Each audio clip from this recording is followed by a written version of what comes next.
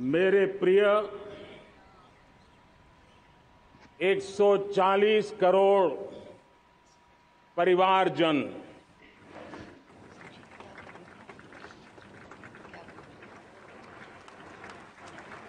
दुनिया का सबसे बड़ा लोकतंत्र और अब बहुत लोगों का अभिप्राय है कि जनसंख्या की दृष्टि से भी हम विश्व में नंबर 1 पर है। इतना बड़ा विशाल देश,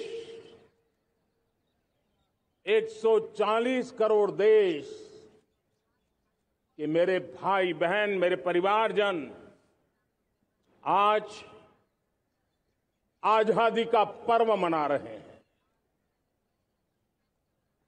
मैं देश के कोटि कोटि जनों को,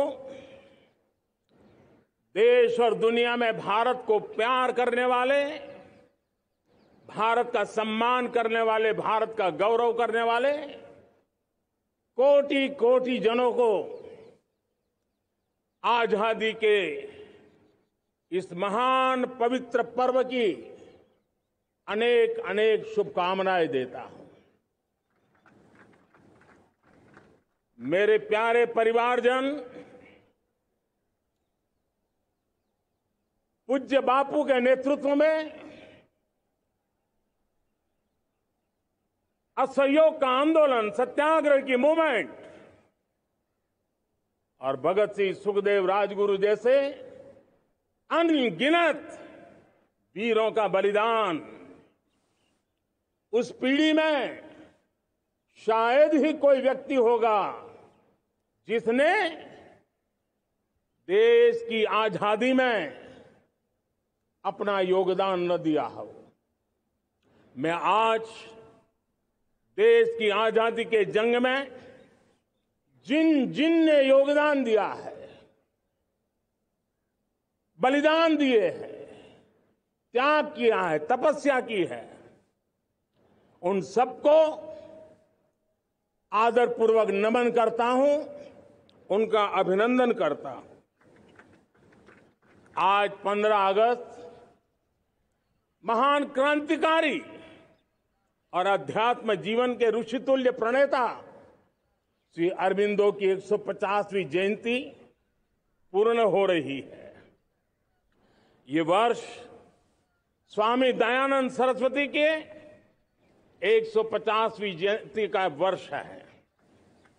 ये वर्ष रानी दुर्गावती के 500वीं जन्मशती का बहुत ही पवित्र अवसर है, जो पूरा देश बड़े धामधूम से मनाने वाला है। ये वर्ष मीराबाई, भक्ति योग की सिरमौर मीराबाई के 525 वर्ष का भी ये पावन पर्व है। ये बार जो 26 जनवरी हम मनाएंगे वो हमारे गणतंत्र दिवस की 75वीं वर्षगांठ होगी। अनेक प्रकार से अनेक अवसर, अनेक संभावनाएं राष्ट्र निर्माण में जुटे रहने के लिए पल पल नई प्रेरणा, पल पल नई चेतना, पल पल सपने, पल पल संकल्प, शायद इससे बड़ा कोई अवसर नहीं हो सकता।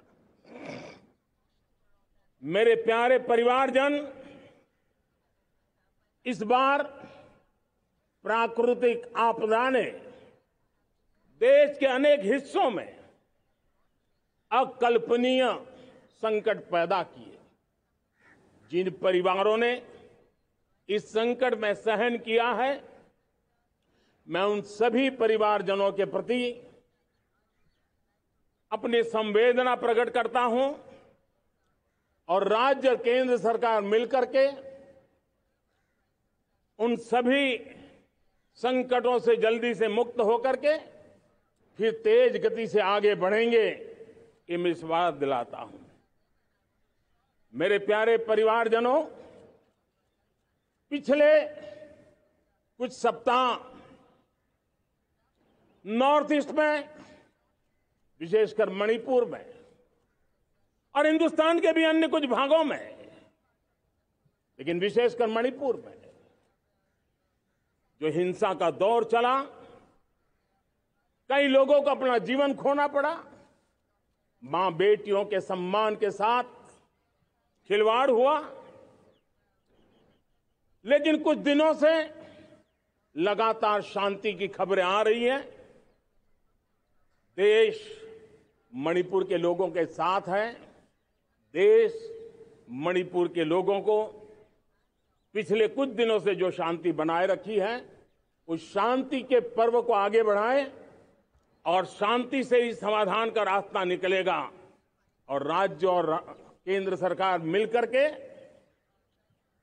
उन समस्याओं के समाधान के लिए भरपूर प्रयास कर रही है, करती रहेगी। मेरे प्यारे परिवारजनों, जब हम इतिहास की तरफ नजर करते हैं तो इतिहास में कुछ पल ऐसे आते हैं जो अपनी अमिट छाप छोड़ करके जाते हैं और उसका प्रभाव सदियों तक रहता है। और कभी कभी शुरुआत में वो बहुत छोटा लगता है, छोटी सी घटना लगती है, लेकिन वो अनेक समस्याओं की जड़ बन जाती है। हमें याद है 1000-1200 साल पहले इस देश पर आक्रमण हुआ। एक छोटे से राज्य के छोटे से राजा का पराजय हुआ, लेकिन तब पता तक नहीं था कि एक घटना भारत को 1000 साल की गुलामी में फंसा देगी। और हम गुलामी में जकड़ते गए, जो आया लूटता गया, जो जिसका मन चाहा हम पे आके सवार हो गया। कैसा विपरीत काल रहा होगा वो 1000 साल का। मेरे प्यारे परिवारजनों, घटना छोटी क्यों ना हो, लेकिन 1000 साल तक प्रभाव छोड़ के रही है। लेकिन मैं आज इस बात का जिक्र इसलिए करना चाहता हूं कि भारत के वीरों ने इस कालखंड में कोई भूभाग ऐसा नहीं था, कोई समय ऐसा नहीं था जब उन्होंने देश की आजादी के लौ को जलता न रखा हो, बलिदान की परंपरा न बनाई। मां भारती बेड़ियों से मुक्त होने के लिए उठ खड़ी हुई थी, जंजीरों को झकझोर रही थी। और देश की नारी शक्ति, देश की युवा शक्ति, देश के किसान, देश के गांव के लोग, मजदूर, कोई हिंदुस्तानी ऐसा नहीं था जो आजादी के सपने को लेकर के जीता न हो। आजादी को पाने के लिए मर मिटने के लिए तैयार होने वालों की एक बड़ी फौज तैयार हो गई थी। जेलों में जवानी खपाने वाले अनेक महापुरुष हमारे देश की आजादी को, इन गुलामी की बेड़ियों को तोड़ने के लिए लगे हुए थे। मेरे प्यारे परिवारजनों, जन चेतना का वो व्यापक रूप, त्याग और तपस्या का वो व्यापक रूप, जन जन के अंदर एक नए विश्वास जगाने वाला वो पल, आखिरकार 1947 में देश आजाद हुआ। 1000 साल की गुलामी में संजोए हुए सपने देशवासी पूरे करते हुए देखे। साथियों, मैं 1000 साल पहले की बात इसलिए कह रहा हूं, मैं देख रहा हूं फिर एक बार देश के सामने एक मौका आया है। इस ऐसे कालखंड में हम जी रहे हैं, ऐसे कालखंड में हमने प्रवेश किया है और ये हमारा सौभाग्य है कि भारत के ऐसे अमृत काल में, ये अमृत काल का पहला वर्ष है, या तो हम जवानी में जी रहे हैं या हम मां भारती की गोद में जन्म ले चुके हैं। और ये कालखंड, मेरे शब्द लिख करके रखिए मेरे प्यारे परिवारजनों, इस कालखंड में जो हम करेंगे, जो कदम उठाएंगे, जितना त्याग करेंगे, तपस्या करेंगे, सर्वजन हिताय सर्वजन सुखाय, एक के बाद एक फैसले लेंगे, आने वाले 1000 साल का देश का स्वर्णिम इतिहास उससे अंकुरित होने वाला है। इस कालखंड में होने वाली घटनाएं आगामी 1000 साल के लिए इसका प्रभाव पैदा करने वाली है। गुलामी की मानसिकता से बाहर निकला हुआ देश पंच प्राण को समर्पित होकर के एक नए आत्मविश्वास के साथ आज आगे बढ़ रहा है। नए संकल्पों को सिद्ध करने के लिए वो जी जान से जुड़ रहा है। मेरी भारत माता, जो कभी ऊर्जा का सामर्थ्य था लेकिन राख के ढेर में दबी पड़ी थी, वो भारत मां 140 करोड़ देशवासियों के पुरुषार्थ है, उनकी चेतना से, उनकी ऊर्जा से फिर एक बार जागृत हो चुकी है। मां भारती जागृत हो चुकी है। और मैं साफ देख रहा हूं दोस्तों, यही कालखंड है। पिछले 9-10 साल हमने अनुभव किया है, विश्व भर में भारत की चेतना के प्रति, भारत के सामर्थ्य प्रति एक नया आकर्षण, नया विश्वास, नई आशा पैदा हुई है। और ये प्रकाश पुंज जो भारत से उठा है, वो विश्व को उसमें अपने लिए ज्योति नजर आ रही है। विश्व को एक नया विश्वास पैदा हो रहा है।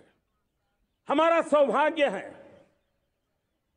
कुछ ऐसी चीजें हमारे पास हैं जो हमारे पूर्वजों ने हमें विरासत में दी है और वर्तमान कालखंड ने गढ़ी है।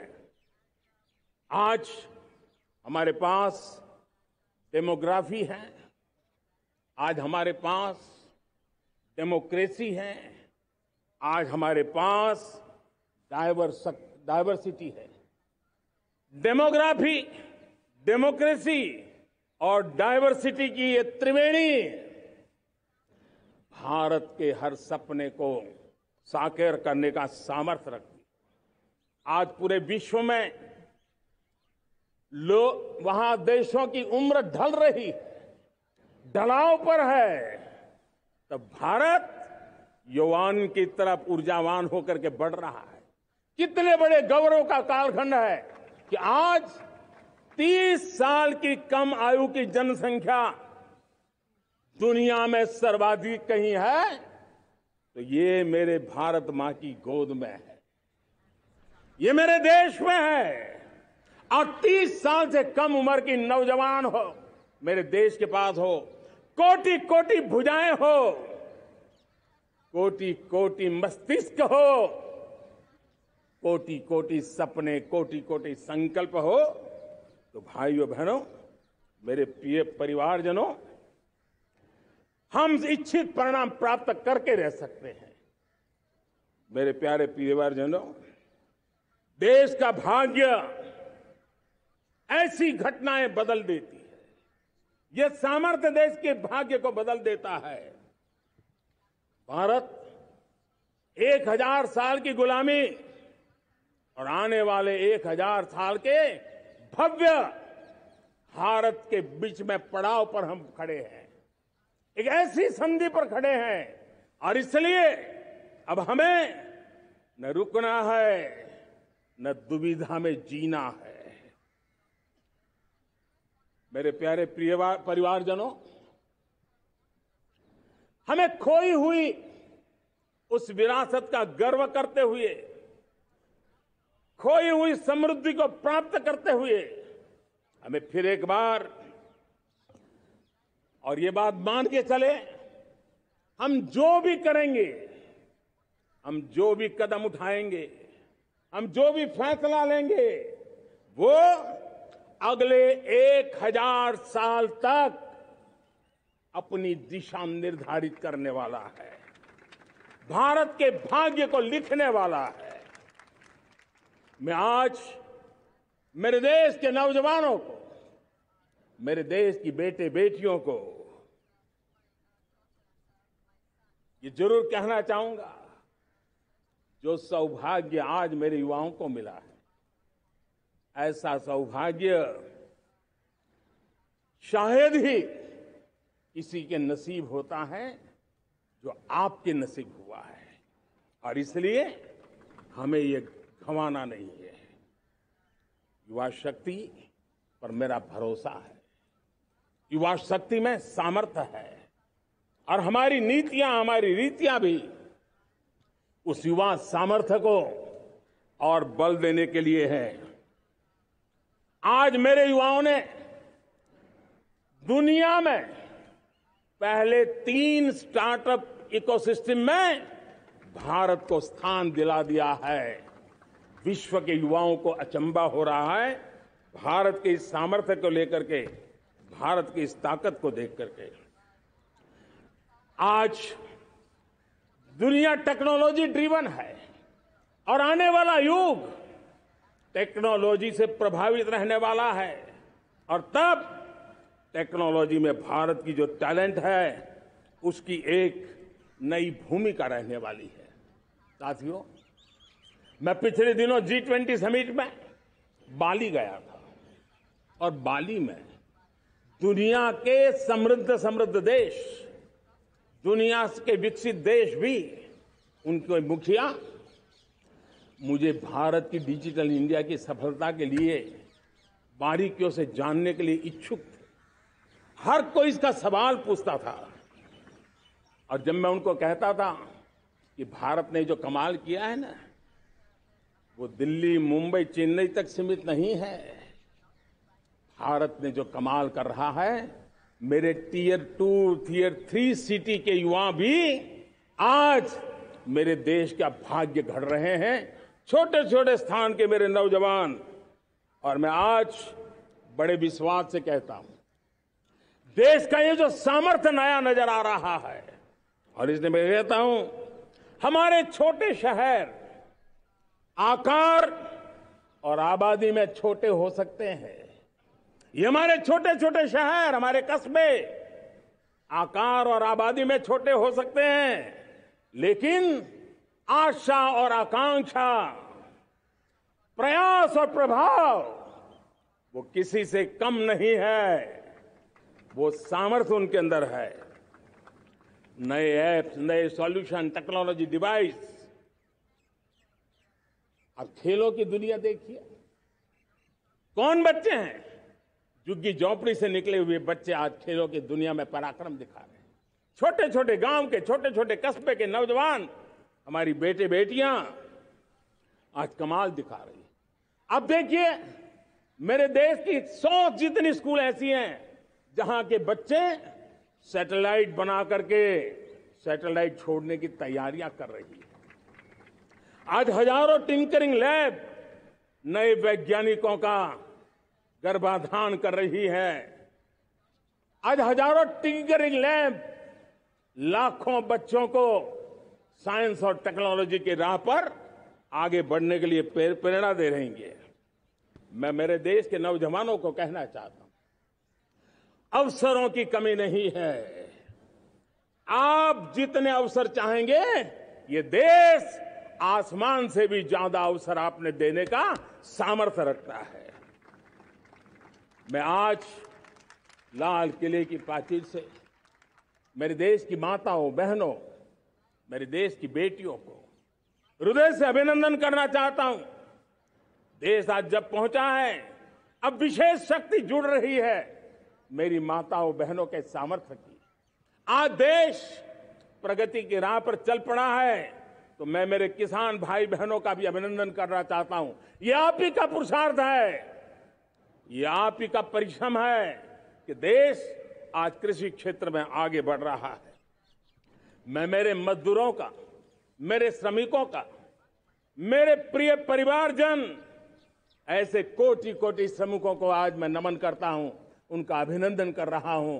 देश आज जो आधुनिकता की ओर बढ़ रहा है, विश्व की तुलना करने वाले सामर्थ्य के साथ नजर आ रहा है, उसके पीछे मेरे देश के मजदूरों का, मेरे देश के श्रमिकों का बहुत बड़ा योगदान है। आज समय कहता है कि लाल किले की प्राचीर से मैं उनका अभिनंदन करूं, उनका अभिवादन करूं, और ये मेरे परिवारजन 140 करोड़ देशवासी, मेरे इन श्रमिकों का, रेहड़ी पटरी वालों का, फूल सब्जी बेचने वालों का हम सम्मान करते हैं। मेरे देश को आगे बढ़ाने में, मेरे देश को प्रगति की नई ऊंचाई पर ले जाने में प्रोफेशनल्स की बहुत बड़ी भूमिका है, बढ़ती रही है। चाहे साइंटिस्ट हो, चाहे इंजीनियर्स हो, डॉक्टर्स हो, नर्सिस हो, शिक्षक हो, आचार्य हो, यूनिवर्सिटीज हो, गुरुकुल हो, हर कोई मां भारती का भविष्य उज्जवल बनाने के लिए अपनी पूरी ताकत से लगा हुआ है। मेरे प्यारे परिवारजनों, राष्ट्रीय चेतना वो एक ऐसा शब्द है जो हमें चिंताओं से मुक्त कर रहा है, और आज वो राष्ट्रीय चेतना ये सिद्ध कर रही है कि भारत का सबसे बड़ा सामर्थ्य बना है भरोसा, भारत का सबसे बड़ा सामर्थ्य बना है विश्वास। जन जन में हमारा विश्वास, जन जन का सरकार पर विश्वास, जन जन का देश के उज्जवल भविष्य पर विश्वास, और विश्व का भी भारत के प्रति विश्वास। ये विश्वास हमारी नीतियों का है, हमारी रीति का है। भारत के उज्जवल भविष्य को जिस निर्धारित मजबूत कदमों से हम आगे बढ़ा रहे हैं, उसका है। भाइयों बहनों, मेरे प्यारे परिवारजनों, ये बात निश्चित है कि भारत का सामर्थ्य और भारत की संभावनाएं विश्वास की नई बुलंदियों को पार करने वाली है, और ये विश्वास की नई बुलंदियां नए सामर्थ्यों को लेकर के चलनी चल रही है। आज देश में G20 समिट के मेहमान नवाजी का भारत को अवसर मिला है, और पिछले एक साल से हिंदुस्तान के हर कोने में जिस प्रकार से G20 के अनेक ऐसे आयोजन हुए, अनेक कार्यक्रम हुए हैं, उसने देश के सामान्य मानवी के सामर्थ्य को विश्व को परिचित करा दिया है, भारत की विविधता का परिचय कराया है, भारत की डायवर्सिटी को दुनिया अचंभे से देख रही है, और उसके कारण भारत के तरफ आकर्षण बढ़ा है, भारत को जानने की, समझने की इच्छा जगी है। उसी प्रकार से आप देखिए एक्सपोर्ट, आज भारत का एक्सपोर्ट के तेजी से बढ़ रहा है, और मैं कहना चाहता हूं दुनिया के एक्सपर्ट्स इन सारे मानदंडों के आधार पर कह रहे हैं कि अब भारत रुकने वाला नहीं है। दुनिया की कोई भी रेटिंग एजेंसी होगी वो भारत का गौरव कर रही है। कोरोना काल के बाद दुनिया एक नए सिरे से सोचने लगी, और मैं विश्वास से देख रहा हूं कि जिस प्रकार से द्वितीय महायुद्ध के बाद, द्वितीय विश्व युद्ध के बाद दुनिया ने एक नया वर्ल्ड ऑर्डर आकार लिया था, मैं साफ साफ देख रहा हूं कि कोरोना के बाद एक नया विश्व ऑर्डर, एक नया ग्लोबल ऑर्डर, एक नया जियोपॉलिटिकल इक्वेशन, ये बहुत तेजी से आगे बढ़ रहा है। जियोपॉलिटिकल इक्वेशन की सारे व्याख्याएं बदल रही है, परिभाषाएं बदल रही है, और मेरे प्यारे परिवारजनों, आप गौरव करेंगे। बदलते हुए विश्व को शेप देने में आज मेरे 140 करोड़ देशवासियों, आपका सामर्थ्य नजर आ रहा है। आप निर्णायक मोड़ पर खड़े हैं। और कोरोना काल में भारत ने जिस प्रकार से देश को आगे बढ़ाया, दुनिया ने हमारे सामर्थ्य को देखा है। जब दुनिया की सप्लाई चेन तहस नहस हो गई थी, बड़ी बड़ी अर्थव्यवस्थाओं पर दबाव था, उस समय भी हमने कहा था हमें विश्व का विकास देखना है तो मानव केंद्रीय होना चाहिए, मानवीय संवेदनाओं से भरा हुआ होना चाहिए, और तब जाकर के समस्याओं का सही समाधान निकालेंगे। और कोविड ने हमें सिखाया है या हमें मजबूर किया है, लेकिन मानवीय संवेदनाओं को छोड़ करके हम विश्व का कल्याण नहीं कर सकते। आज भारत ग्लोबल साउथ की आवाज बन रहा है। भारत की समृद्ध विरासत आज दुनिया के लिए एक अवसर बन रहा है। Global economy, global supply chain, इसमें भारत की हिस्सेदारी, मैं पक्का विश्वास से कहता हूं, आज जो भारत ने परिस्थिति पैदा हुई है, आज जो भारत ने कमाया है, वो दुनिया में स्थिरता की गारंटी लेकर के आया है। दोस्तों, अब न हमारे मन में, न 140 करोड़ मेरे परिवारजनों के मन में, और न ही दुनिया के मन में कोई इफ्स है, कोई बट्स है। विश्वास बन चुका है। मेरे प्यारे देशवासियों, अब गेंद हमारे पाले में है। हमें अवसर जाने नहीं देना चाहिए, हमें मौका छोड़ना नहीं चाहिए। भारत में मैं मेरे देशवासियों का इसलिए भी अभिनंदन करता हूं कि मेरे देशवासियों में एक नीर क्षीर विवेक का सामर्थ्य है, समस्याओं की जड़ों को समझने का सामर्थ्य है। और इसलिए 2014 में मेरे देशवासियों ने 30 साल के अनुभव के बाद तय किया कि देश को आगे ले जाना है तो स्थिर सरकार चाहिए, मजबूत सरकार चाहिए, पूर्ण बहुमत वाली सरकार चाहिए। और देशवासियों ने एक मजबूत और स्थिर सरकार बनाई। और 3 दशकों के जो अनिश्चितता का कालखंड था, जो अस्थिरता का कालखंड था, जो राजनीतिक मजबूरियों से देश जकड़ा हुआ था, उससे मुक्ति मिली। मेरे प्यारे परिवारजनों, देश के पास आज एक ऐसी सरकार है, वो सर्वजन हिताय सर्वजन सुखाय, देश के संतुलित विकास के लिए समय का पल पल और जनता की पाई पाई, जनता की भलाई के लिए लगा रही है। और मेरी सरकार, मेरे देशवासियों का मन एक बात से जुड़ा हुआ है। हमारे हर निर्णय, हमारे हर दिशा, उसका एक ही मानदंड है, नेशन फर्स्ट, राष्ट्र प्रथम। और राष्ट्र प्रथम यही दूरगामी परिणाम, सकारात्मक परिणाम पैदा करने वाला है। देश में बड़े स्तर पर काम हो रहा है। और लेकिन मैं कहना चाहूंगा, 2014 में आपने एक मजबूत सरकार बनाई, और मैं कहता हूं 2014 में और 2019 में आपने एक सरकार फॉर्म की, तो मोदी में रिफॉर्म करने की हिम्मत आई। आपने ऐसी सरकार फॉर्म की कि मोदी को रिफॉर्म की हिम्मत आई। और जब मोदी ने एक के बाद एक रिफॉर्म किए, तो मेरे ब्यूरोक्रेसी के लोग, मेरे लाखों हाथ पैर जो हिंदुस्तान के कोने कोने में सरकार के हिस्से के रूप में काम कर रहे हैं, उन्होंने ब्यूरोक्रेसी ने ट्रांसफॉर्म करने के लिए, परफॉर्म करने की जिम्मेवारी बखूबी निभाई।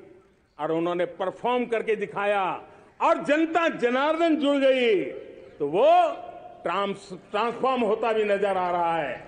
और इसलिए रिफॉर्म, परफॉर्म, ट्रांसफॉर्म, ये कालखंड अब भारत के भविष्य को गढ़ रहा है। और हमारी सोच देश की उस ताकतों को बढ़ावा देने पर है जो आने वाले 1000 साल की नींव को मजबूत करने वाले हैं।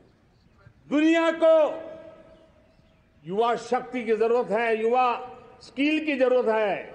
हमने अलग स्किल मिनिस्ट्री बनाई। वो भारत की आवश्यकताओं को तो पूरी करेगी, वो दुनिया की आवश्यकताओं को पूरा करने का भी सामर्थ्य रखेगी। हमने जल शक्ति मंत्रालय बनाया।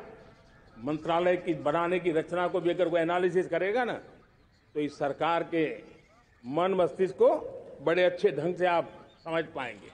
हमने जल शक्ति मंत्रालय बनाया। ये जल शक्ति मंत्रालय हमारे देश के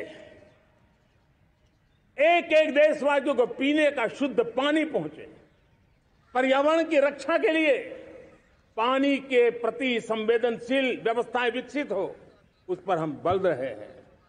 हमारे देश में कोरोना के बाद दुनिया देख रही है होलिस्टिक हेल्थ केयर, ये समय की मांग है।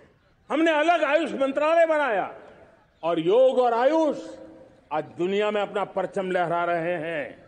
हमने दुनिया को हमारे कमिटमेंट के कारण विश्व का हमारे प्रति ध्यान गया है। अगर हम ही हमारे इस सामर्थ्य को नकार देंगे तो फिर दुनिया कैसे स्वीकार करेगी। लेकिन जब मंत्रालय बना तो दुनिया को भी उसका मूल्य समझ में आया। मत्स्य पालन, हमारा इतना बड़ा समुद्री तट, हमारे कोटि कोटि मछुआरे भाई बहन, उनका कल्याण भी हमारे दिलों में है। और इसलिए हमने अलग से मत्स्य पालन को लेकर के, पशुपालन को लेकर के, डेयरी को लेकर के अलग मंत्रालय की रचना की, ताकि समाज के जिस वर्ग के लोग पीछे रह गए उनको हम साथ लें। देश में सरकारी अर्थव्यवस्था के हिस्से होते हैं, लेकिन समाज की अर्थव्यवस्था का एक बड़ा हिस्सा है कोऑपरेटिव मूवमेंट। उसको बल देने के लिए, उसको आधुनिकता लाने के लिए और देश के कोने कोने में लोकतंत्र की एक सबसे बड़ी इकाई को मजबूत करने के लिए हमने अलग कोऑपरेटिव मंत्रालय बनाया। और वो हमारी सहकारी संस्थाएं उसका जाल बिछा रहा है, ताकि गरीब से गरीब की वहां सुनवाई हो, उसकी आवश्यकताओं की पूर्ति हो, और वो भी राष्ट्र के विकास की योगदान में एक छोटी इकाई का हिस्सा बनकर के उसमें वो योगदान दे रखें। हमने सहकार से समृद्धि का रास्ता अपनाया है। मेरे प्यारे परिवारजनों, जब हम लोग 14 में आए थे तो हम वैश्विक अर्थव्यवस्था में 10वें नंबर पर थे, और आज 140 करोड़ देशवासियों का पुरुषार्थ रंग लाया है कि हम विश्व की अर्थव्यवस्था में 5वें नंबर पर पहुंच चुके हैं। और ये ऐसे ही नहीं हुआ है। जो एक भ्रष्टाचार का राक्षस देश को दबोचे हुए थे, लाखों करोड़ के घोटाले अर्थव्यवस्था को डामाडोल कर रहे थे, गवर्नेंस फ्रेजाइल फाइल में देश की पहचान होने लगी थी, लीकेजेस को हमने बंद किया, मजबूत अर्थव्यवस्था बनाई, हमने गरीब कल्याण के लिए ज्यादा से ज्यादा धन खर्चने का प्रयास किया। और आज मैं देशवासियों को बताना चाहता हूं कि जब देश आर्थिक रूप से समृद्ध होता है तो सिर्फ तिजोरी नहीं भरती है, देश का सामर्थ्य बढ़ता है, देशवासियों का सामर्थ्य बढ़ता है। और तिजोरी का पाई पाई अगर ईमानदारी से जनता जनार्दन के लिए खर्च करने का संकल्प लेने वाली सरकार हो तो परिणाम के साथ है। मैं 10 साल का हिसाब तिरंगे की साक्षी में लाल किले की प्राचीर से मेरे देशवासियों को दे रहा हूं। आंकड़े देख करके आपको लगेगा इतना बड़ा बदलाव, इतना बड़ा सामर्थ्य। 10 साल पहले राज्यों को 30 लाख करोड़ रुपए भारत सरकार की तरफ से जाते थे। पिछले 9 साल में यह आंकड़ा 100 लाख करोड़ पर पहुंचा है। पहले स्थानीय निकाय के विकास के लिए भारत सरकार के खजाने से 70,000 करोड़ रुपया जाता था, आज वो 3 लाख करोड़ से भी ज्यादा जा रहा है। पहले गरीबों के घर बनाने के लिए 90,000 करोड़ रुपया खर्च होता था।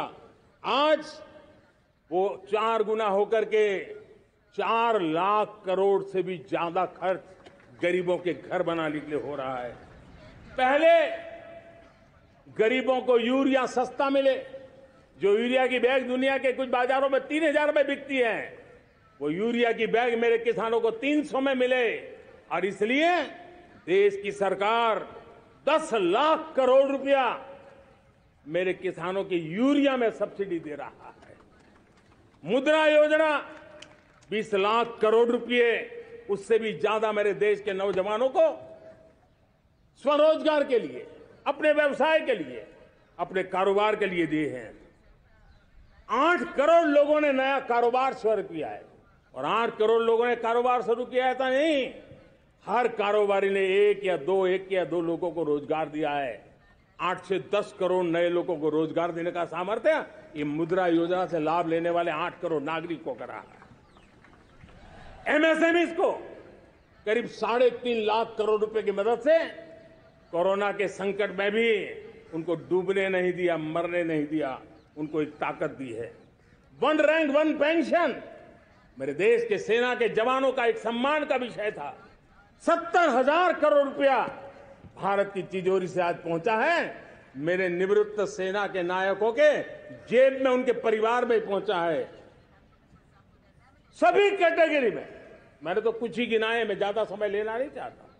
हर कैटेगरी में पहले की तुलना में अनेक गुना धन देश के विकास के लिए, कोने कोने में रोजगार पैदा करने के लिए, पाई पाई का उपयोग भारत का भाग्य बदलने के लिए हो, और इसलिए हमने काम किया है। और मेरे प्यारे प्रियजनों, इतना ही नहीं, हमने इन सारे प्रयासों का परिणाम है कि आज 5 साल के मेरे कार्यकाल में, 5 साल के कार्यकाल में, 5 साल में 13.5 करोड़ मेरे गरीब भाई बहन गरीबी की जंजीरों को तोड़ करके न्यू मिडिल क्लास के रूप में बाहर आए हैं। जीवन का इससे बड़ा कोई संतोष नहीं होता। मेरे प्यारे प्रिय परिवारजनों, और जब 13.5 करोड़ लोग गरीबी की इस मुसीबतों से बाहर निकलते हैं, तो कैसी कैसी योजनाएं उनको मदद दी है। उनको आवास योजना का लाभ मिलना, पीएम स्वनिधि से 50,000 करोड़ रुपया रेहड़ी पटरी वालों तक पहुंचाया है। आने वाले दिनों में, आने वाली विश्वकर्मा जयंती पर एक कार्यक्रम हम लागू करेंगे। इस विश्वकर्मा जयंती पर हम करीब 13-15 हजार करोड़ रुपया से, जो परंपरागत कौशल्य से रहने वाले लोग, जो औजार से और अपने हाथ से काम करने वाला वर्ग है, ज्यादातर ओबीसी समुदाय से, हमारे सुथार हो, हमारे सोनार हो, हमारे राजमिस्त्री हो, हमारे कपड़े धोने वाले काम करने वाले लोग हो, हमारे बाल काटने वाले भाई बहन परिवार हो, ऐसे लोगों को एक नई ताकत देने के लिए हम आने वाले महीने में विश्वकर्मा जयंती पर विश्वकर्मा योजना लॉन्च करेंगे और करीब 13-15 हजार करोड़ से उसका प्रारंभ करेंगे। हमने पीएम किसान सम्मान निधि में 2.5 लाख करोड़ रुपया सीधा मेरे देश के किसानों के खाते में जमा किया है। हमने जल जीवन मिशन, हर घर में शुद्ध पानी पहुंचे, 2 लाख करोड़ रुपया खर्च किया है। हमने आयुष्मान भारत योजना, ताकि गरीब को बीमारी के कारण अस्पताल जाने से जो मुसीबत होती थी उसको मुक्ति दिलाना, उसको दवाई मिले, उसका उपचार हो, ऑपरेशन हो, अच्छे से अच्छी हॉस्पिटल में हो। आयुष्मान भारत योजना के तहत 70,000 करोड़ रुपए हमने लगाए हैं।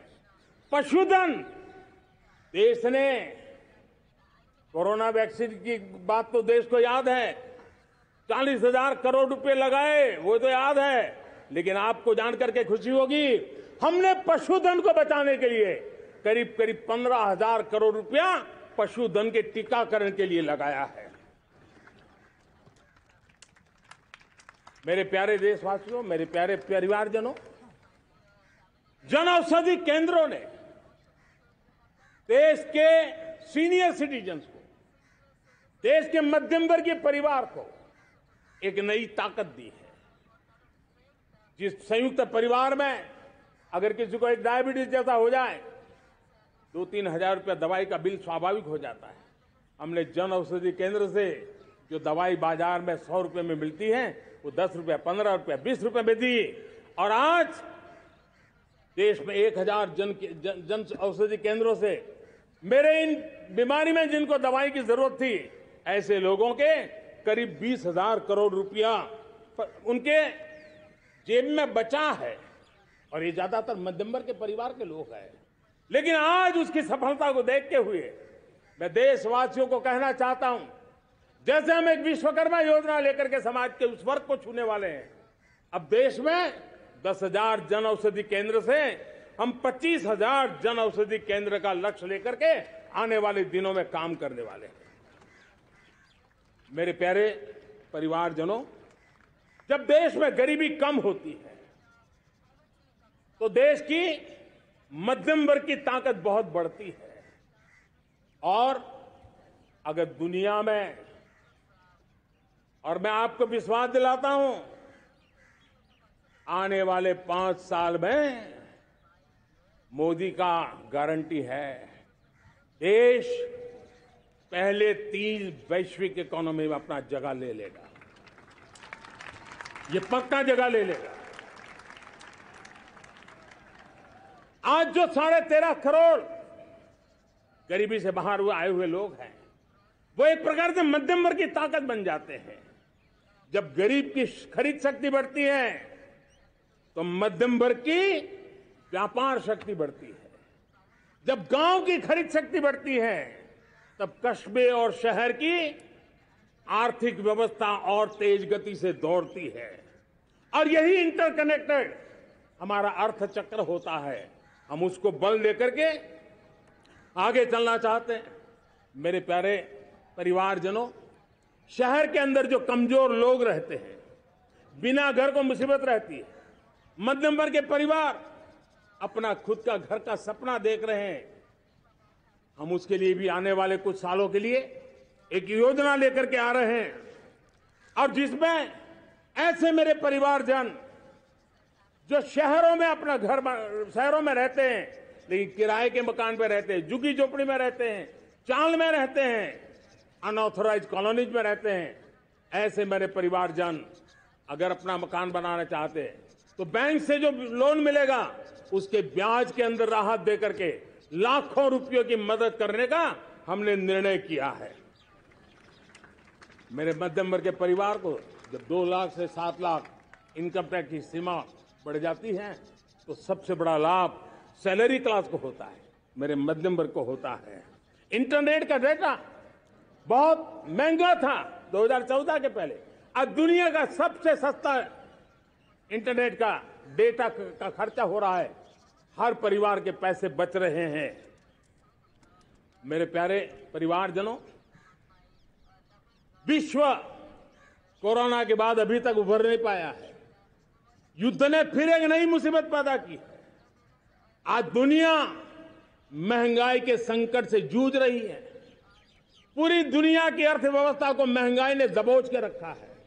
हम भी दुनिया से जिन सामान की जरूरत होती है लाते हैं, तो हमें सामान तो इंपोर्ट करते हैं। हमारा दुर्भाग्य है कि हमें महंगाई भी इंपोर्ट करनी पड़ती है, क्योंकि पूरी दुनिया को महंगाई ने जकड़ के रखा है।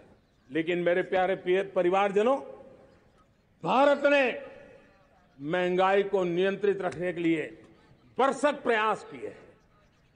पिछले कालखंड की तुलना में हमें कुछ सफलता भी मिली है, लेकिन इतने से संतोष नहीं मान सकते। दुनिया से हमारी चीजें अच्छी है, इतने बात से हम सोच नहीं सकते। मुझे तो मेरे देशवासियों को महंगाई की बोझ कम से कम हो, इस दिशा में और भी कदम उठाने हैं और हम उस कदम को उठा के रहेंगे। मेरा प्रयास निरंतर जारी रहेगा। मेरे प्यारे परिवारजनों, आज देश अनेक क्षमताओं को लेकर के आगे बढ़ रहा है। देश आधुनिकता की तरफ आगे बढ़ने के लिए काम कर रहा है। आज देश रिन्यूएबल एनर्जी पे काम कर रहा है। आज देश ग्रीन हाइड्रोजन पे काम कर रहा है। देश की स्पेस पे क्षमता बढ़ रही है तो देश की डीप सी मिशन में भी सफलता के साथ आगे चल रहा है। देश में रेल आधुनिक हो रही है तो वंदे भारत बुलेट ट्रेन भी आज देश के अंदर काम कर रही है। गांव गांव पक्की सड़कें बन रही है तो इलेक्ट्रिक बसें, मेट्रो की रचना भी आज देश में हो रहे हैं। आज गांव गांव तक इंटरनेट पहुंच रहा है तो क्वांटम कंप्यूटर के लिए भी देश तय कर रहता है। नैनो यूरिया, नैनो डीएपी उस पर काम हो रहा है तो दूसरी तरफ जैविक खेती पर भी हम बल दे रहे हैं।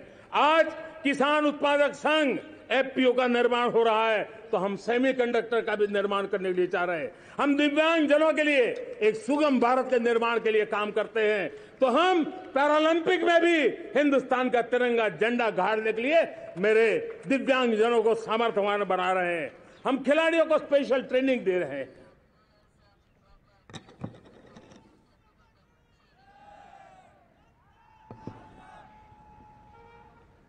आज भारत पुरानी सोच, पुराने ढर्रे को छोड़ करके लक्ष्यों को तय करके लक्ष्यों को प्राप्त करने की दिशा से चल रहा है। और जब मैं कहता हूं ना कि जिसका शिलान्यास हमारी सरकार करती है उसका उद्घाटन भी हमारे कालखंड में करते हैं। इन दिनों जो मैं शिलान्यास कर रहा हूं ना, आप लिख के रखिए, उसके उद्घाटन भी आप सबने मेरे नसीब में ही छोड़े हुए हैं।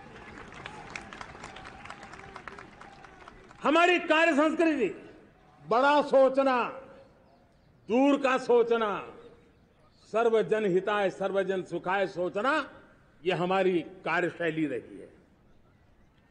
और सोच से भी ज्यादा, संकल्प से भी ज्यादा हासिल कैसे करना, इस ऊर्जा के साथ हम काम करते हैं। हमने आजादी के काल अमृत महोत्सव में 75,000 अमृत सरोवर बनाने का संकल्प किया था। उस समय हमने हर जिले में 75 अमृत सरोवर बनाने का संकल्प किया था। करीब 50-55 हजार अमृत सरोवर की कल्पना की थी, लेकिन आज करीब 75,000 अमृत सरोवर का काम निर्माण हो रहा है। ये अपने आप में बहुत बड़ा काम हो रहा है। जनशक्ति और जल शक्ति की ताकत भारत के पर्यावरण की रक्षा में भी काम आने वाली है। 18,000 गांवों तक बिजली पहुंचाना, जनधन बैंक खाते खोलना, बेटियों के लिए शौचालय बनाना, सारे टारगेट समय के पहले पूरी शक्ति से पूरे करेगा। और जब भारत ठान लेता है तो उसे पूरा करके रहता है। ये हमारा ट्रैक रिकॉर्ड कहता है। 200 करोड़ वैक्सीनेशन का काम, दुनिया हमें जब पूछती है 200 करोड़ सुनती है, उनकी आंखें फट जाती है। इतना बड़ा काम ये मेरे देश के आंगनवाड़ी वर्कर, हमारी आशा वर्कर, हमारी हेल्थ वर्कर, उन्होंने करके दिखाया। यह मेरे देश का सामर्थ्य है। 5G को रोल आउट किया, दुनिया में सबसे तेज गति से 5G रोल आउट करने वाला मेरा देश है। 700 से अधिक जिलों तक हम पहुंच चुके हैं और अब 6G की भी तैयारी कर रहे हैं। हमने टास्क फोर्स बना दिया है। रिन्यूएबल एनर्जी, हम टारगेट से पहले चले हैं। हमने रिन्यूएबल एनर्जी 2030 का जो टारगेट तय किया था, 21-22 में इसको पूरा कर दिया। हमने इथेनॉल में 20% ब्लेंडिंग की बात कही थी, वो भी हमने समय से 5 साल पहले पूरा कर दिया। हमने $500 बिलियन के एक्सपोर्ट की बात की थी, वो भी समय के पहले $500 बिलियन से ज्यादा कर दिया। हमने तय किया, जो हमारे देश में 25 साल से चर्चा हो रही थी कि देश में नई संसद बने, पार्लियामेंट का कोई सत्र ऐसा नहीं था नई संसद के। ये मोदी है, समय के पहले नई संसद बना करके रख दिया। मेरे प्यारे भाई बहनों, ये काम करने वाली सरकार है, निर्धारित लक्ष्यों को पार करने वाली सरकार है। ये नया भारत है, ये आत्मविश्वास से भरा हुआ भारत है। ये संकल्पों को चरितार्थ करने के लिए जी जान से जुटा हुआ भारत है। और इसलिए ये भारत न रुकता है, ये भारत न थकता है, ये भारत न हाँफता है और न ही ये भारत हारता है। और इसलिए मेरे प्यारे परिवारजनों, आर्थिक शक्ति बढ़ी है तो हमारी सामरिक शक्ति को भी एक नई ताकत मिली है। हमारी सीमाएं पहले से अधिक सुरक्षित हुई है और मेरे सीमा पर बैठे हुए मेरे जवान जो देश की सीमाओं की रक्षा कर रहे हैं और मेरे देश की आंतरिक सुरक्षा के संभालने वाले यूनिफॉर्म फोर्सेज, मैं आजादी के इस पावन पर्व पर उनको भी अनेक अनेक बधाई देते हुए मेरी बात को आगे बढ़ाता हूं। सेना का अधिकरण हो, हमारी सेना युवा बने, हमारी सेना बैटल के लिए रेडी, युद्ध योग्य बने, इसलिए निरंतर रिफॉर्म का काम आज हमारी सेना में हो रहा है।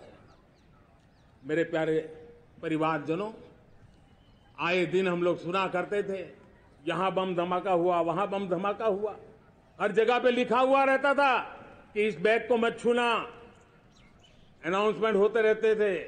आज देश सुरक्षा की अनुभूति कर रहा है और जब सुरक्षा होती है, शांति होती है, तो प्रगति के नए अरमान हम पूरे कर सकते हैं। उसको लिए सीरियल बम धमाके का जमाना बीती हुई बात हो गई है। निर्दोषों के जो मौत होते थे वो बीते हुए कल की बात हो गई है। आज देश में आतंकी हमलों में भारी कमी आई है। नक्सल प्रभावित क्षेत्रों में भी बहुत बड़ा बदलाव आया है, बहुत बड़ा परिवर्तन का एक वातावरण बना है। मेरे प्यारे परिवारजनों, प्रगति के हर चीज में, लेकिन जब 2047 हम एक विकसित भारत का सपना लेकर के चल रहे हैं तब, और वो सपना नहीं, 140 करोड़ देशवासियों का संकल्प है और उस संकल्प को सिद्ध करने के लिए परिश्रम की पराकाष्ठा भी है। और उसकी सबसे बड़ी ताकत होती है वो राष्ट्रीय चरित्र होता है।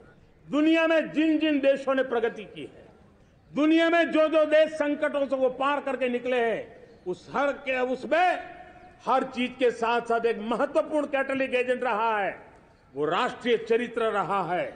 और हमें राष्ट्रीय चरित्र के लिए और बल देते हुए हमें आगे बढ़ना होगा। हमारा देश, हमारा राष्ट्रीय चरित्र ओजस्वी हो, तेजस्वी हो, पुरुषार्थी हो, पराक्रमी हो, प्रखर हो, ये हम सबका सामूहिक दायित्व है।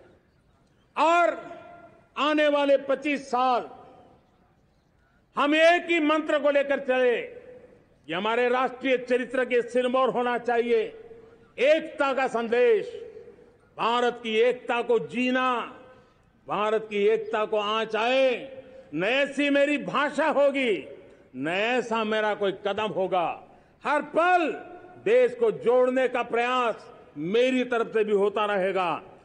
भारत की एकता हमें सामर्थ्य देती है। उत्तर हो, दक्षिण हो, पूर्व हो, पश्चिम हो, गांव हो, शहर हो, पुरुष हो, नारी हो, हम सबने एकता के भाव के साथ और विविधता भरे देश में एकता का सामर्थ्य होता है। और दूसरी महत्व की बात मैं देख रहा हूं, अगर 2047 में हमें हमारे देश को विकसित भारत के रूप में देखना है तो हमें श्रेष्ठ भारत के मंत्र को जीना होगा, हमें चरितार्थ करना होगा। अब हमारे प्रोडक्शन में, मैंने 2014 में कहा था जीरो डिफेक्ट, जीरो इफेक्ट। दुनिया के किसी भी टेबल पर मेक इन इंडिया चीज हो तो दुनिया को विश्वास होना चाहिए, इससे बेहतर दुनिया में कुछ नहीं हो सकता है। ये अल्टीमेट होगा। हमारी हर चीज, हमारी सर्विसेज होगी तो श्रेष्ठ होगी, हमारे शब्द की ताकत होगी तो श्रेष्ठ होगी, हमारी संस्थाएं होगी तो श्रेष्ठ होगी, हमारी निर्णय प्रक्रियाएं होगी तो श्रेष्ठ होगी। ये श्रेष्ठता का भाव लेकर के हमें चलना होगा। तीसरी बात है, देश में आगे बढ़ाने के लिए एक अतिरिक्त शक्ति का सामर्थ्य भारत को आगे ले जाने वाला है और वो है विमेन लेड डेवलपमेंट। आज भारत गर्व से कह सकता है कि दुनिया में नागरिक उड्डयन में अगर किसी एक देश में सबसे ज्यादा विमेन पायलट हैं तो मेरे देश में है। आज चंद्रयान की गति हो, मून मिशन की बात हो, मेरी विमेन साइंटिस्ट उसका नेतृत्व कर रहे हैं। आज विमेन सेल्फ हेल्प ग्रुप हो, मेरी 2 करोड़ लखपति दीदी का लक्ष्य लेकर के आज विमेन सेल्फ हेल्प ग्रुप पे हम काम कर रहे हैं। हम हमारी नारी शक्ति के सामर्थ्य को बढ़ावा देते हुए विमेन लेड डेवलपमेंट के, और जब G20 में मैंने विमेन लेड डेवलपमेंट के विषय को आगे बढ़ाया है तो पूरा G20 समूह इसके महत्व को स्वीकार कर रहा है और उसके महत्व को स्वीकार कर करके वो उसको बहुत बल दे रहे हैं। उसी प्रकार से भारत विविधताओं से भरा देश है। असंतुलित विकास के हम शिकार रहे हैं। मेरा पराया का के कारण हमारे देश के कुछ हिस्से उसके शिकार रहे हैं। अब हमें रीजनल एस्पिरेशंस को, संतुलित विकास को बल देना है और रीजनल एस्पिरेशंस को लेकर के उस भावना को हमें सम्मान देते हुए, जैसे हमारी भारत मां का कोई, हमारा शरीर का कोई अंग अगर अविकसित रहे तो हमारा शरीर विकसित नहीं माना जाएगा। हमारा शरीर का कोई अंग दुर्बल रहे तो हमारा शरीर स्वस्थ नहीं माना जाएगा। वैसे ही मेरी भारत माता, उसका कोई एक भूभाग भी, समाज का कोई तबका भी अगर दुर्बल रहे तो मेरी भारत माता समर्थ है, स्वस्थ है, ऐसा बैठ करके हम नहीं बैठ सकते। और इसलिए रीजनल एस्पिरेशंस को हमने एड्रेस करने की आवश्यकता है और इसलिए हम समाज का सर्वांगीण विकास हो, सर्वस्पर्शी विकास हो, भूभाग के हर क्षेत्र को उसकी अपनी ताकत को खिलने का अवसर मिले, उस दिशा में आगे बढ़ना चाहते हैं। मेरे प्यारे परिवारजनों, भारत एक मदर ऑफ डेमोक्रेसी है। भारत मॉडल ऑफ डायवर्सिटी भी है। भाषाएं अनेक हैं, बोलियां अनेक हैं, परिधान अनेक हैं, विविधताएं बहुत है। हमने उन सारे लोगों को, सारों को आधार पर आगे बढ़ना है। मेरे प्यारे परिवारजनों, देश के जब मैं एकता की बात करता हूं तब अगर घटना मणिपुर में होती है तो पीड़ा महाराष्ट्र में होती है, अगर बाढ़ आसाम में आती है तो बेचैन केरला हो जाता है। हिंदुस्तान के किसी भी हिस्से में कुछ भी हो, हम एक अंगांगी भाव की अनुभूति करते हैं। मेरे देश की बेटियों पर जुल्म न हो, यह हमारा सामाजिक भी दायित्व है, यह हमारा पारिवारिक दायित्व भी है और ये देश के नाते हम सबका दायित्व है। आज जब अफगानिस्तान से गुरु ग्रंथ साहब के स्वरूप को लाते हैं तो पूरा देश गौरव की अनुभूति करता है। जब आज दुनिया के किसी देश में कोविड के काल में मेरा कोई सिख भाई लंगर लगाता है, भूखों को खिलाता है और दुनिया में वाहवाही होती है तो हिंदुस्तान का सीना चौड़ा हो जाता है।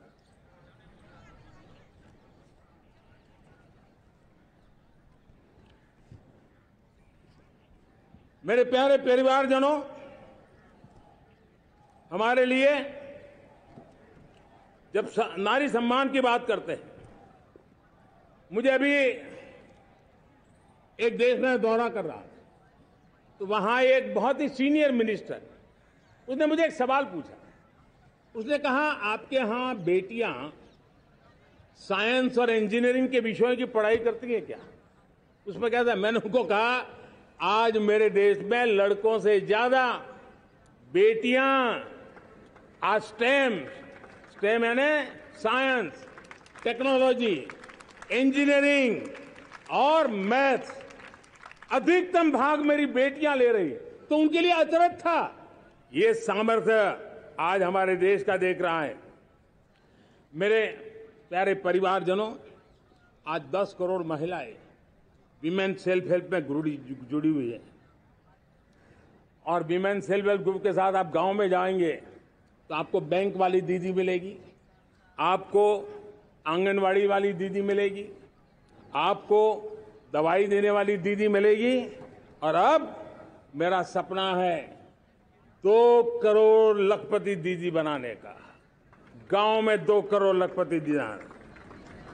और इसके लिए एक नया अभिगम भेजा, साइंस और टेक्नोलॉजी। हमारे गांव की महिलाओं का भी सामर्थ्य देखता हूं मैं, और इसलिए हम एक नई योजना सोच रहे हैं कि हमारे एग्रीकल्चर सेक्टर में टेक्नोलॉजी आए, एग्रीटेक को बल मिले।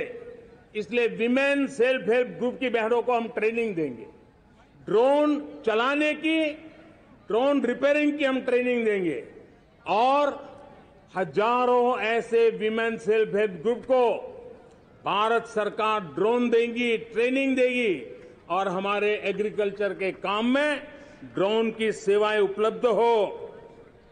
इसके लिए हम शुरुआत करेंगे।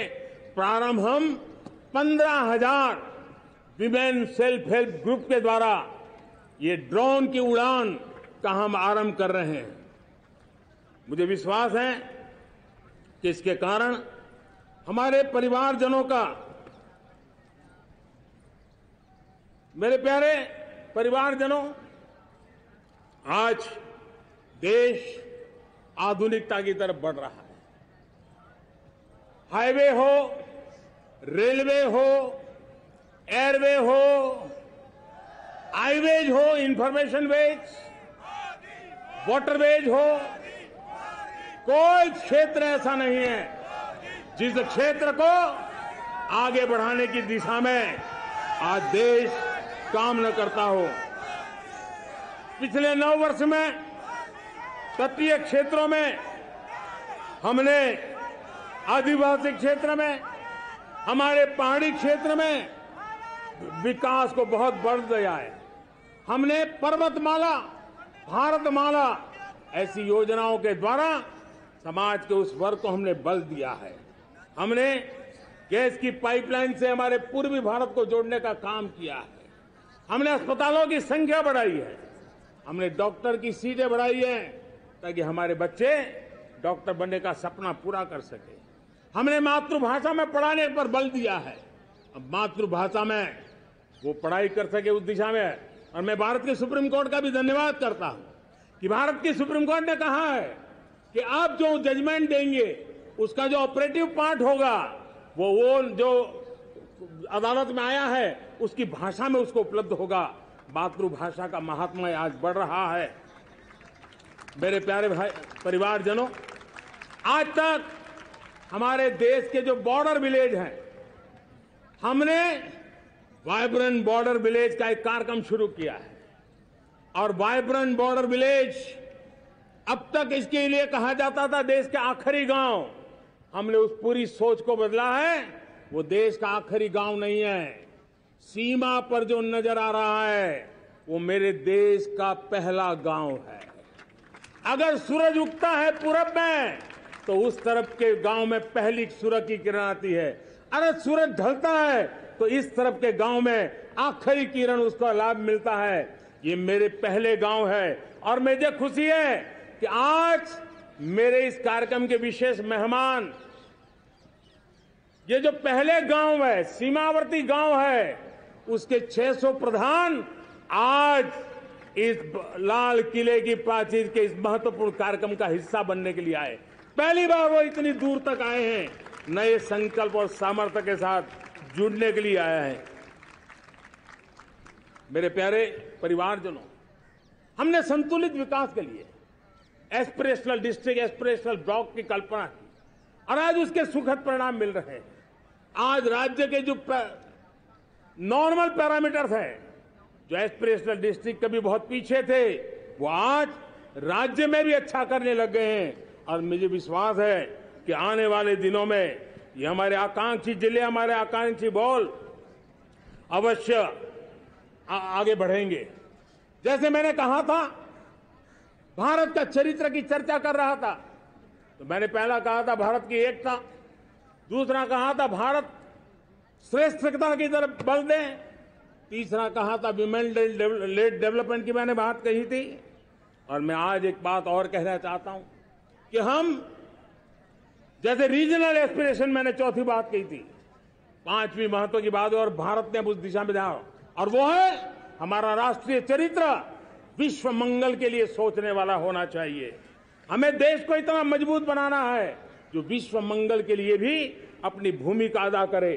और आज कोरोना के बाद मैं देख रहा हूं जिस प्रकार से संकट की घड़ी में देश ने दुनिया की मदद की, उसका परिणाम है कि आज दुनिया में हमारा देश एक विश्व मित्र के रूप में, विश्व का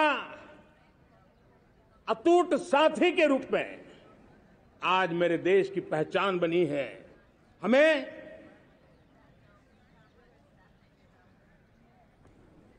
जब विश्व मंगल की बात करते हैं तब भारत का मूलभूत विचार है, उस विचार को हम आगे बढ़ाने लोग हैं। और मुझे खुशी है कि आज अमेरिकी संसद के भी कई चुने हुए गणमान्य प्रतिनिधि भी आज हमारे 15 अगस्त के इस अवसर में हमारे बीच में मौजूद है। भारत की सोच कैसी है, हम विश्व मंगल की बात को कैसे आगे बढ़ाते हैं। अब देखिए, हम जब सोचते हैं तो क्या कहते हैं, हमने दुनिया के सामने ये दर्शन रखा है और दुनिया उस दर्शन को लेकर के हमारे साथ जुड़ रही है। हमने कहा one sun, one world, one grid. Renewable energy के क्षेत्र में एक बहुत बड़ा हमारा स्टेटमेंट है, आज दुनिया उसको स्वीकार कर रही है। कोविड के बाद हमने दुनिया को कहा हमारा अप्रोच होना चाहिए वन अर्थ, वन हेल्थ। समस्याओं का समाधान तभी होगा जब मानव को, पशु को, पौधे को बीमारी के संबंध में समान रूप से एड्रेस किया जाएगा, तब जाकर के हम करेंगे। हमने G20 समिट के लिए दुनिया के सामने कहा है one world, one family, one future. इस सोच को लेकर के चल रहे हैं। हमने क्लाइमेट को लेकर के दुनिया जो संकट से जूझ रही है, हमने रास्ता दिखाया है, लाइफ मिशन लॉन्च किया है, लाइफस्टाइल फॉर एनवायरमेंट। हमने दुनिया के सामने इंटरनेशनल सोलर अलायंस बनाया और आज दुनिया के कई देश इंटरनेशनल सोलर अलायंस का हिस्सा बन रहे हैं। हमने बायोडायवर्सिटी का महत्व देखते हुए बिग कैट अलायंस की व्यवस्था को हमने आगे बढ़ाया है। हमने प्राकृतिक आपदा के कारण, ग्लोबल वार्मिंग के कारण इंफ्रास्ट्रक्चर का जो नुकसान होता है, उसके लिए दूरगामी व्यवस्थाओं की जरूरत है और इसलिए coalition for disaster resilient infrastructure CDRI एक समाधान के रूप में दुनिया को दिया है। विश्व आज समुद्रों को संघर्ष का केंद्र बना रहा है, तब हमने दुनिया को सागर का प्लेटफॉर्म दिया है जो वैश्विक समुद्री शांति की गारंटी बन सकता है। हमने पारंपरिक चिकित्सा पद्धतियों को बल देते हुए WHO का एक ग्लोबल लेवल का सेंटर हिंदुस्तान में बनाने की दिशा में काम किया है। हमने योग और आयुष के द्वारा विश्व कल्याण और विश्व के स्वस्थता की दिशा में काम किया है और आज भारत विश्व मंगल की मजबूत नींव डाल रहा है। इस मजबूत नींव को आगे बढ़ाना हम सबका काम है, हम सबकी जिम्मेवारी है। मेरे प्यारे परिवारजनों, सपने अनेक है, संकल्प साफ है, नीतियां स्पष्ट है, नियत के सामने कोई सवाल या निशान नहीं है, लेकिन कुछ सच्चाइयों को हमें स्वीकार करना पड़ेगा और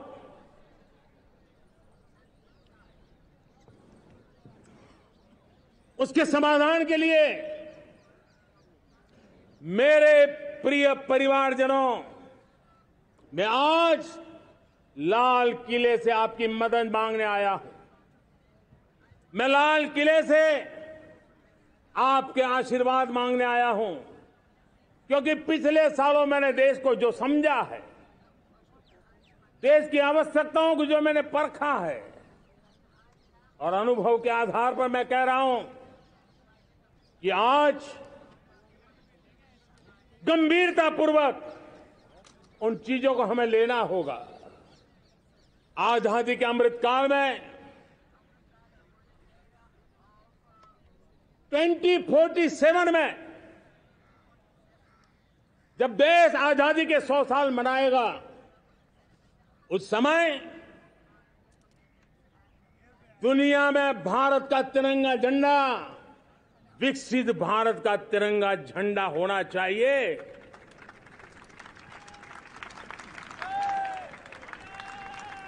रत्ती भर भी हमें रुकना नहीं है, पीछे नहीं हटना है। और इसके लिए शुचिता, पारदर्शिता और निष्पक्षता, ये पहली मजबूती की जरूरत है। हमें उस मजबूती को जितना ज्यादा खाद पानी दे सकते हैं, संस्थाओं के माध्यम से दे सकते हैं, नागरिक के नाते दे सकते हैं, परिवार के नाते दे सकते हैं, ये हमारा सामूहिक दायित्व होना चाहिए। और इसलिए पिछले 75 साल का इतिहास देखिए, भारत के सामर्थ्य में कोई कमी नहीं थी। अरे जो देश कभी सोना की चिड़िया कहा जाता था, वो देश क्यों न फिर से उस सामर्थ्य को लेकर के खड़ा हो सकता है। मेरा अटूट विश्वास है साथियों, मेरे प्रिय परिवारजनों, मेरा अखंड अटूट एक निष्ठ विश्वास है कि 2047 में जब देश आजादी के 100 साल मनाएगा, मेरा देश विकसित भारत बन के रहेगा। और ये मैं मेरे देश के सामर्थ्य के आधार पर कह रहा हूं, मेरे उपलब्ध संसाधनों के आधार पर कह रहा हूं, और सबसे ज्यादा 30 से कम आयु वाली मेरी युवा शक्ति के भरोसे कह रहा हूं, मेरी माताओं बहनों के सामर्थ्य के भरोसे कह रहा हूं। लेकिन उसके सामने अगर कोई रुकावट है, कुछ विकृतियां पिछले 75 साल में ऐसे घर कर गई है, हमारी समाज व्यवस्था का ऐसा हिस्सा बन गई है कि कभी कभी तो हम आंख भी बंद कर देते हैं। अब आंख बंद करने का समय नहीं है। अगर सपनों को सिद्ध करना है, संकल्प को पार करना है, तो हमें ये आंख मिचौली बंद करके, आंख में आंख मिला करके 3 बुराइयों से लड़ना बहुत समय की मांग है। हमारे देश की सारी समस्याओं की जड़ में भ्रष्टाचार ने दिमक की तरह देश की सारी व्यवस्थाओं को, देश के सामर्थ्य को पूरी तरह नोच लिया है। भ्रष्टाचार से मुक्ति, भ्रष्टाचार के खिलाफ जंग हर इकाई में, हर क्षेत्र में। और मैं देशवासियों, मेरे प्रिय परिवारजनों, ये मोदी के जीवन का कमिटमेंट है।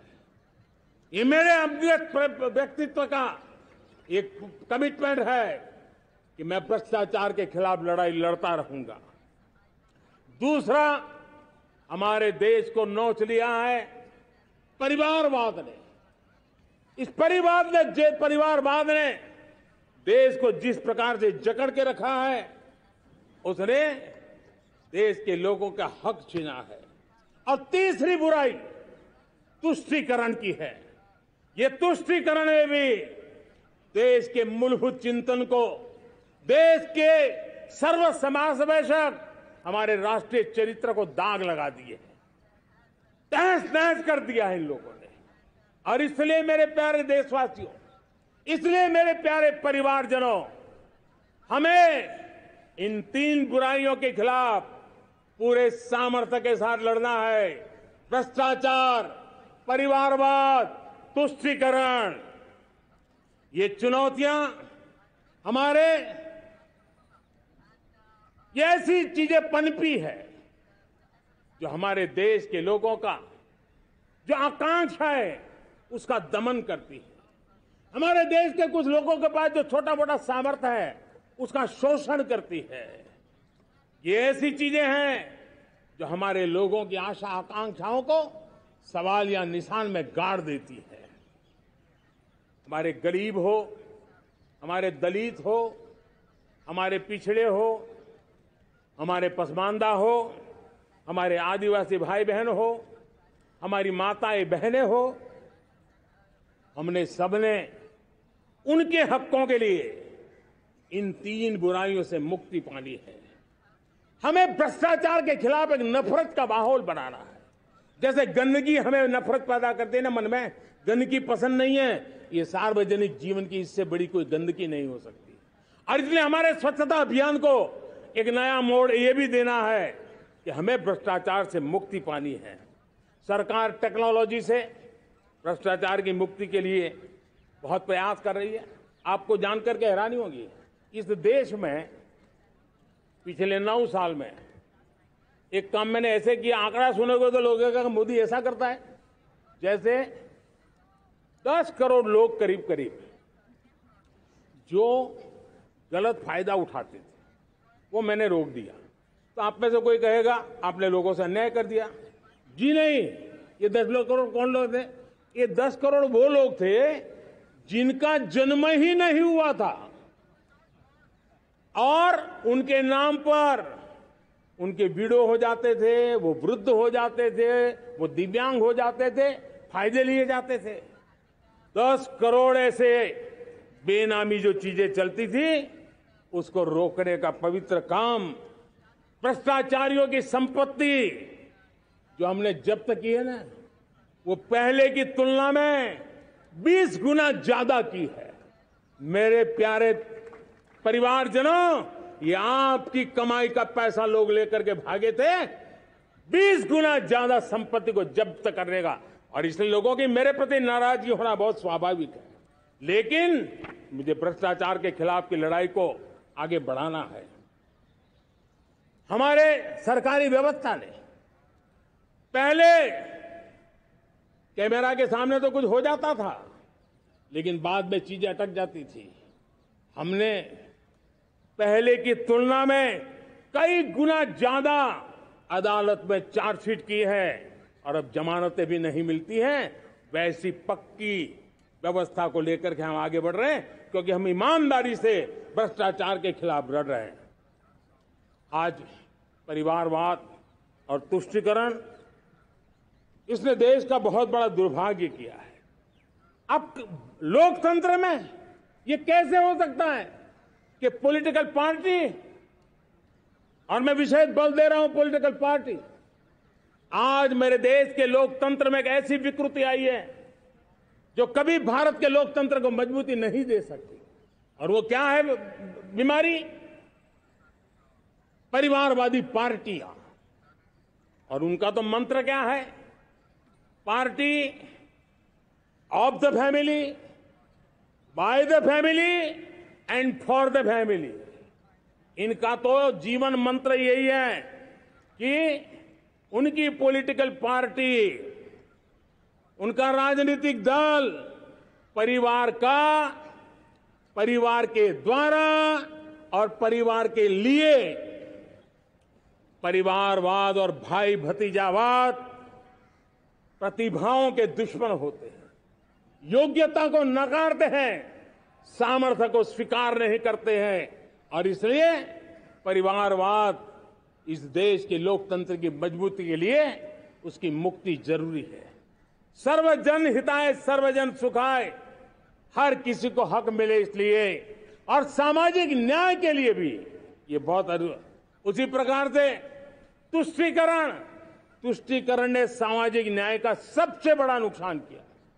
अगर सामाजिक न्याय को तबाह किसने किया है तो ये तुष्टीकरण की सोच, तुष्टीकरण की राजनीति, तुष्टीकरण का सरकारी योजनाओं का तरीका, इसने सामाजिक न्याय को मौत के घाट उतार दिया है। और इसलिए हमें तुष्टीकरण, भ्रष्टाचार, ये विकास का सबसे बड़ा दुश्मन है। अगर देश विकास चाहता है, देश 2047 विकसित भारत का सपना का साकार करना चाहता है, तो हमारे लिए आवश्यक है कि हम किसी भी हालत में देश में भ्रष्टाचार को सहन नहीं करेंगे। इस मूड को लेकर के चलना चाहिए। मेरे प्यारे परिवारजनों, हम सबका एक बहुत बड़ा महत्वपूर्ण दायित्व है। आपने जिस प्रकार से जिंदगी जी है, हमारे आने वाली पीढ़ी को ऐसी जिंदगी जीने के लिए मजबूर करना, यह हमारा गुनाह है। यह हमारा दायित्व है कि हमारे आने वाली पीढ़ी को हम ऐसा समृद्ध देश दें, ऐसा संतुलित देश दें, ऐसा सामाजिक न्याय की धरोहर वाला देश दें, ताकि छोटी छोटी चीजों को पाने के लिए उन्हें कभी भी संघर्ष न करना पड़े। हम सभी का कर्तव्य, हर नागरिक का कर्तव्य है, और ये अमृत काल कर्तव्य काल है।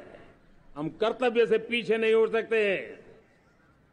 हमें वो भारत बनाना है जो पूज्य बापू के सपनों का था। हमें वो भारत बनाना है जो हमारे स्वतंत्र सेनानियों का सपना था। हमें वो भारत बनाना है जो हमारे वीर शहीदों का था, हमारी वीरांगनाओं का था, जिन्होंने मातृभूमि के लिए अपना जीवन दे दिया था।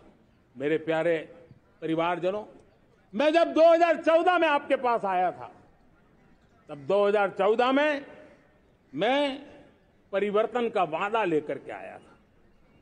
2014 में मैंने आपको वादा किया था, मैं परिवर्तन लाऊंगा, और 140 करोड़ मेरे परिवारजन, आपने मुझ पे भरोसा किया और मैंने विश्वास पूरा करने की कोशिश की। रिफॉर्म, परफॉर्म, ट्रांसफॉर्म, वो 5 साल जो वादा था वो विश्वास में बदल गया, क्योंकि मैंने परिवर्तन का वादा किया था। रिफॉर्म, परफॉर्म, ट्रांसफॉर्म के द्वारा मैंने इस वादे को विश्वास में बदल दिया। कठोर परिश्रम किया है, देश के लिए किया है, शान से किया है, सिर्फ और सिर्फ नेशन फर्स्ट, राष्ट्र सर्वोपरि, इस भाव से किया है। 2019 में परफॉर्मेंस के आधार पर आप सबने मुझे फिर से आशीर्वाद दिया। परिवर्तन का वादा मुझे यहां ले आया, परफॉर्मेंस मुझे दोबारा ले आया, और आने वाले 5 साल अभूतपूर्व विकास के हैं। 2047 के सपने को साकार करने का सबसे बड़ा स्वर्णिम पल आने वाले 5 साल है। और अगली बार 15 अगस्त को इसी लाल किले से मैं आपको देश की उपलब्धियां, आपके सामर्थ्य, आपके संकल्प, उसमें हुई प्रगति, उसकी जो सफलता है, उसके गौरवगान, उससे भी अधिक आत्मविश्वास के सामने, आपके सामने मैं प्रस्तुत करूंगा। मेरे प्यारे प्रियजनों, मेरे परिवारजनों, मैं आप में से आता हूं, मैं आपके बीच से निकला हूं, मैं आपके लिए जीता हूं। अगर मुझे सपना भी आता है तो आपके लिए आता है। अगर मैं पसीना भी बहाता हूं तो आपके लिए बहाता हूं, क्योंकि इसलिए नहीं कि आपने मुझे दायित्व दिया है, मैं इसलिए कर रहा हूं कि आप मेरे परिवारजन हैं, और आपके परिवार के सदस्य के नाते मैं आपके किसी दुख को देख नहीं सकता हूं, मैं आपके सपनों को चूर चूर होते नहीं देख सकता हूं, मैं आपके संकल्प को सिद्धि तक ले जाने के लिए आपका एक साथी बन करके, आपका एक सेवक बन करके, आपके साथ जुड़े रहने का, आपके साथ जीने का, आपके लिए जूझने का मैं संकल्प लेकर के चला हुआ इंसान हूं। और मुझे विश्वास है, हमारे पूर्वजों ने आजादी के लिए जो जंग लड़ा था, जो सपने देखे थे, वो सपने हमारे साथ है।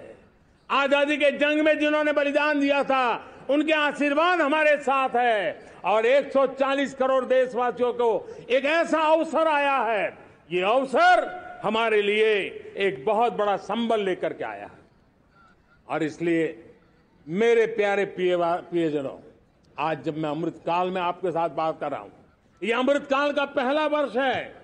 ये अमृतकाल के पहले वर्ष पर जब मैं आपसे बात कर रहा हूं तो मैं आपको पूरे विश्वास से कहना चाहता हूं, चलता चलाता काल चक्र, चलता चलाता काल चक्र, अमृत काल का भाल चक्र, चलता चलाता काल चक्र, अमृत काल का भाल चक्र, सबके सपने, सबके सपने, अपने सपने, सबके सपने, अपने सपने, पनपे सपने सारे, सबके सपने, अपने सपने, पनपे सपने सारे,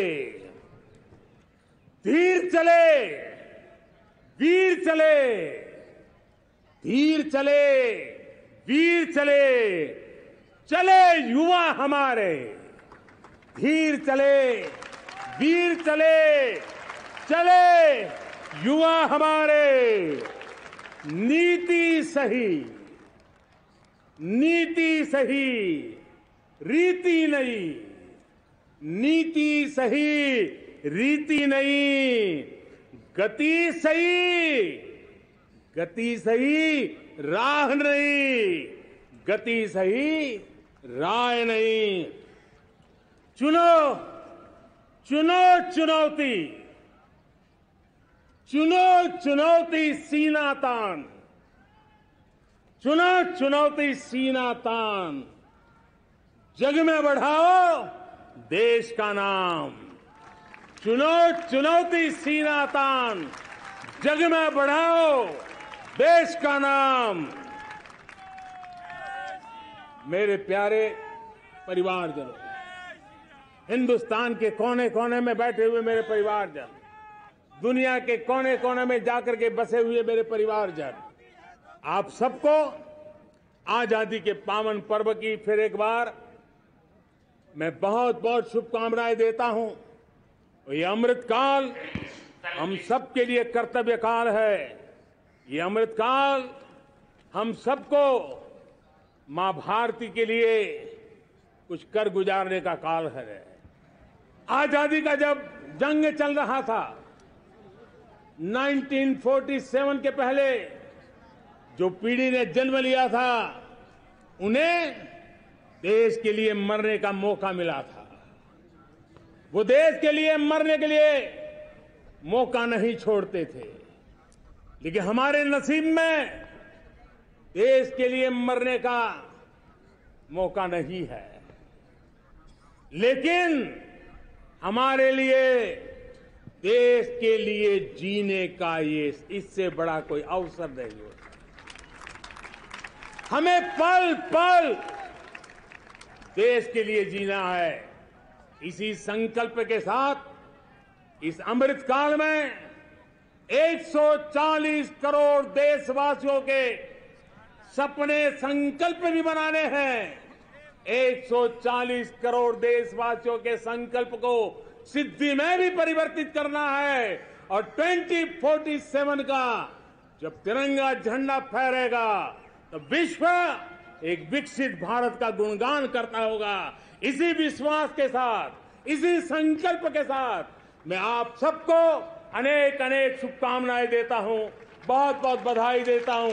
जय हिंद, जय हिंद, जय हिंद।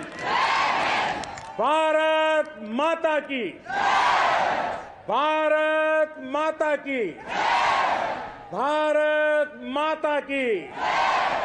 वंदे, वंदे, वंदे। बहुत बहुत धन्यवाद।